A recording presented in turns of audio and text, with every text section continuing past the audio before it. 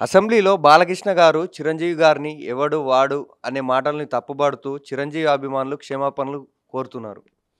అసలు బాలకృష్ణ ఎవడు వాడు, చిరంజీవి ఎవడు అని ఏం మాట్లాడలా.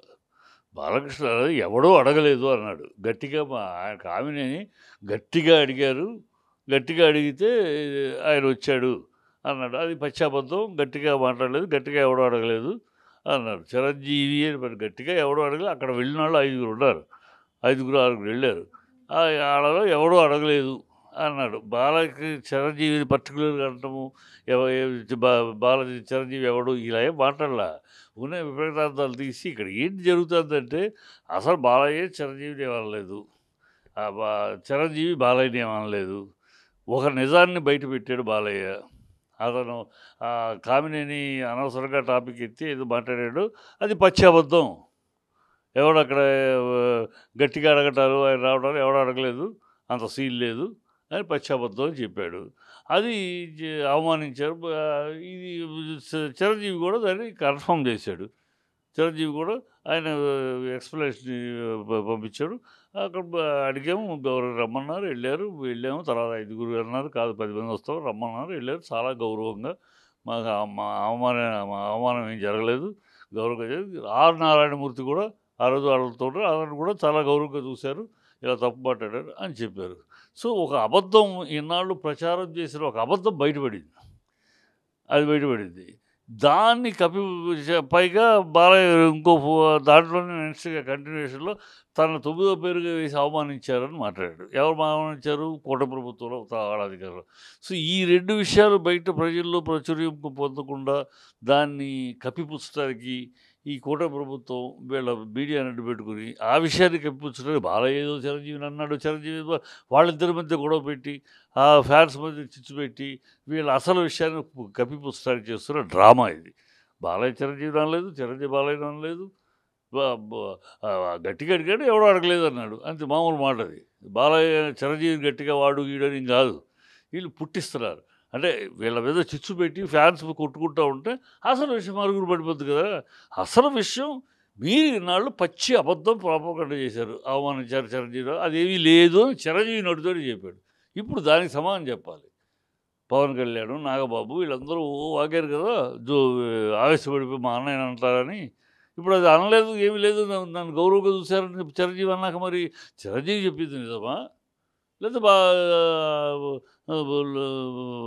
పవన్ కళ్యాణ్ చెప్పింది ఏది నిజం? 2 నిజాలు అవ్వలేవు కదా.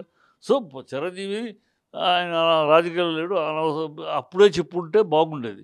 కానీ అప్పుడు ఎందుకు చెప్పలేదు చిరంజీవి? తన తమ్ముడు దాన్ని రాజకీయంగా మాట్లాడుతున్నాడు.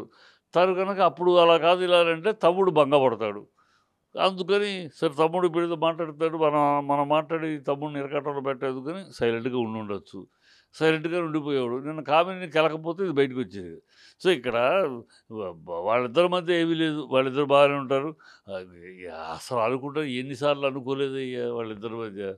ఎన్నిసార్లు లోకేష్ ఎన్నిసార్లు తిట్టలేదు చంద్రబాబుని, సారీ పవన్ కళ్యాణ్ని.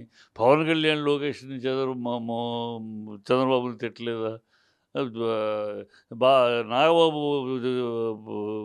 బాలకృష్ణని, బాలయ్య ఎవడు బాలకృష్ణ కమెడీ ఉన్నారు, బాలయ్య ఇప్పుడు బాలయ్య హీరో బాలయ్య అని సెటైర్లు వేయలేదా? ఇవన్నీ వేసుకున్నాక ఇప్పుడు ఒకళ్ళ పక్కన వాళ్ళు కూర్చున్నారు కదా. సో వీళ్ళందరూ వాళ్ళేదో అధికారం కోసం వాళ్ళకి వాళ్ళ నన్ను అన్నారు, నేను అన్నారు, ఇవన్నీ ఉట్టి మాటలు. నీ రక్తం బ్లడ్ ఏమైంది, నీ ఇదేమైందని నాగబాబు అడగలేదా బాలయ్యని? బాలయ్య అలగా జనం మీ పక్కన అనలేదా? అప్పుడు అనుకున్నారు, ఇప్పుడు కలిసి ఒకళ్ళొకళ్ళు పూసుకుంటున్నారు, రాసుకుంటున్నారు. సో ఇదేదో వాళ్ళిద్దరి మధ్య వాళ్ళు అన్నారు, వీళ్ళని ఫ్యాన్స్ పాప వీళ్ళ రెచ్చగొట్టి అమాయకంగా ఆవేశపడిపోతారు కానీ వాళ్ళ అనుకుంటారు, అవసరానికి కలుస్తారు. అంతే.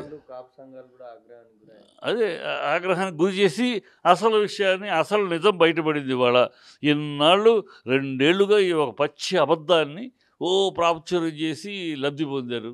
ప్రజల్లో కూడా ఒక అపోహలు కలిగి అది బ్లాస్ట్ చేశాడు చిరంజీవి. ఇప్పుడు దానికి సమాధానం చెప్పాలి. ఎక్కడ ప్రజలు ఆ విషయంలో నిర్ణయిస్తారో, ఎక్కడ ప్రజలు ఇది అడుగుతారో, ఇంత అబద్ధాన్ని ఎలా ప్రచారం అడుగుతారేమో అని దాన్ని డైవర్ట్ చేయడానికి వీళ్ళని గిల్లి ఈ ఫ్యాన్స్ని గిల్లి ఈ ఫ్యాన్స్ ఆవేశం కదా గెలగానే అని ఊగిపోతారు.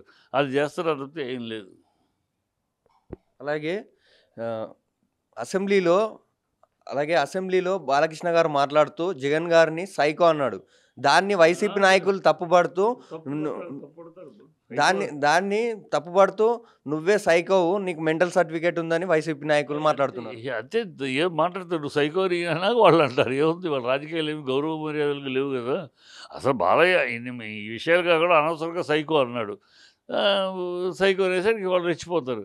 అసలు సైకో అన్నదానికి నేను వైసీపీ వాళ్ళు అసలు విషయం ఇది వదిలేసేసి బాలయ్య సైకో అన్నాడు. సైకో అనే మాటకు ప్రజల్లో విలువ లేదు. ఎందుకంటే వాగి 100 సార్లు చంద్రబాబు సైకో అని, జ లోకేష్ సైకో అని, పవన్ కళ్యాణ్ సైకో అని, వీళ్ళు వాళ్ళ దత్తపుత్రుడని, వాళ్ళు డైమండ్ రాణి అని, ఈ వాగుళ్ళంతా ప్రజలు పట్టించుకోవట్ల. ఇది ఒక సొల్లు వాగుడు కింద అయిపోయింది. గాలి సోది ఏదో మాట్లాడతారు. నీ అమ్మమ్మ కూడా చెప్పాడు. ఇవన్నీ వినేశారు. ఇది ఎవడు పట్టించుకోవట్ల. ప్రజలు దాన్ని ఏదో గాలి మాటలు, సొల్లి మాటల కింద తీసి పెట్టేస్తారు. దాన్ని అన్నాడని దాన్ని పట్టుకుని వాళ్ళు ఊగిపోతున్నారు. కానీ అసలు వైసీపీ గాడి తప్పింది. వైసీపీ ఇవాళ నిలదీయాల్సింది ఈ విషయం.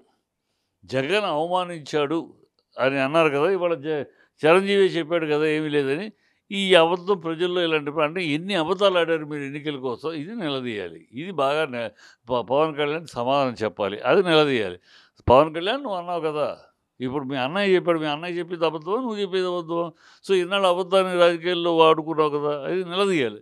అసలు వైసీపీ పట్టుకోవాల్సిన విషయం ఇది. వాళ్ళు అది వదిలేసి ఆ సైకో ఎవడు పట్టించుకుంటాడు, సైకో అనే మాటని ప్రజలే పట్టించుకోవాలి. సొలువాగుడు కింద గాలి మాటలేదు వాగుతారులే అన్నట్టు అయిపోయింది. ఆ పదాన్ని పెద్ద పట్టించుకుని వాళ్ళు అనవసరం. అసలు విషయం ఇది. కాంతారా 1 మూవీ ఈవెంట్‌లో రిషబ్ శెట్టి కన్నడలో మాట్లాడడం వల్ల కాంతారా 1 మన తెలుగు స్టేట్‌లో బైకాట్ చేయాలని కొందరు సోషల్ మీడియాలో ట్రెండ్ చేస్తున్నారు. ఎవడో సోషల్‌లో చేసేవాడు ఎవడో సన్నాసి మొండమోపి బుద్ధి లేనివాడు. ఎవడో కన్నడలో మాట్లాడాడు. నువ్వు తెలుగోడు బయటికెళ్ళి తెలుగులో మాట్లాడు. కన్నడలో మాట్లాడాడు.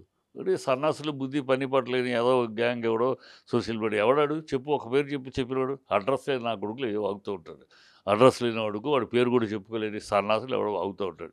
ఎవడో కన్నడ హీరో, కన్నడ ఆర్టిస్టు కన్నడలో మాట్లాడాడు. ఏంటంట భారతదేశ భాషలే పిచ్చి వాగుడు, పిచ్చి పని పట్టలేదు సులువాగుడు తప్పితే ఎవడో పేరు చెప్పారు. ఆ మాట అన్నవాడు ఎవడు? వాడి అడ్రస్ తెలుసా నీకు? వాడి పేరు తెలుసా? పేరు ఊరు లేని నా కొడుకులు ఎవడో ఏదో సొల్లు వాగుడు దాని గురించి ఎందుకమ్మా?